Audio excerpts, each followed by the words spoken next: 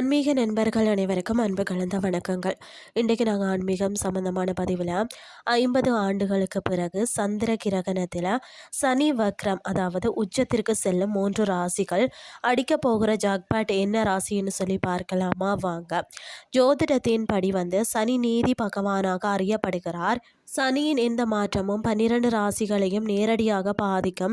அந்த வகையில் தான் இந்த ஆண்டின் 2வது மற்றும் கடைசி சந்திர கிரகணம் வருகின்ற செப்டம்பர் 7ஆம் தேதி நிகழவுள்ளது.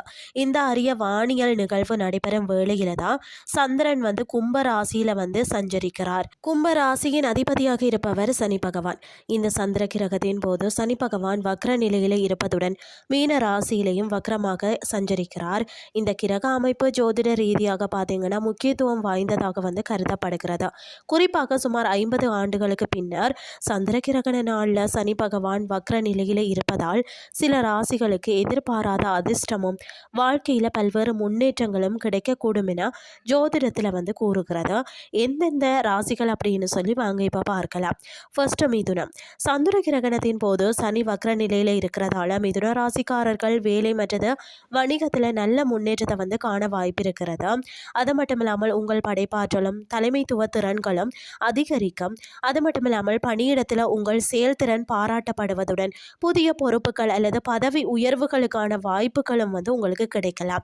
புதிய தொழில் தொடங்கும் எண்ணம் இருந்தால் அதற்கான முயற்சிகளை நீங்கள் சாதகமான பலன்களை எதிர்பார்க்கலாம். அடுத்தது விருச்சிகம்.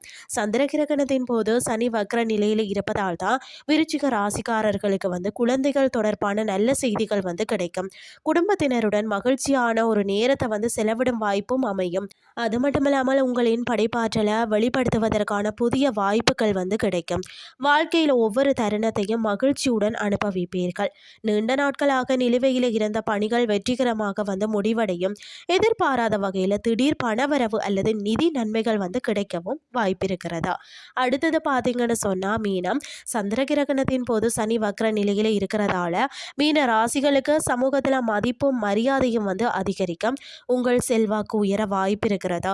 திருமண வாழ்க்கையில மகிழ்ச்சியும் புரிதலும் அதிகரிக்கும். திருமணமாகாதவர்களுக்கு தங்கள் வாழ்க்கை துணையை சந்திக்கக்கூடிய வாய்ப்பு கூட அமையும்.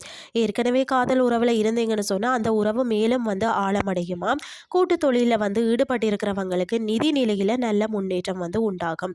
இன்றைய ஆன்மீகம் சார்ந்த பதிவு உங்களுக்கு பிரயோசனமாக அமைஞ்சிருக்கும்னு சொல்லி நானும் நம்புறேன். இதே மாதிரி மற்றும் ஒரு ஆன்மீகம் சார்ந்த பதிவோடு உங்களை சந்திக்கிறேன். நன்றி.